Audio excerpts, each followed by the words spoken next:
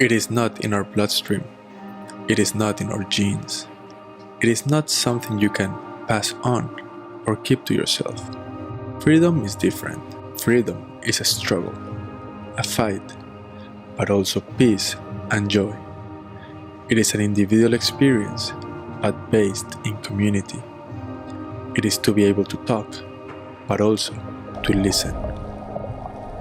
Freedom is the power to choose what's best.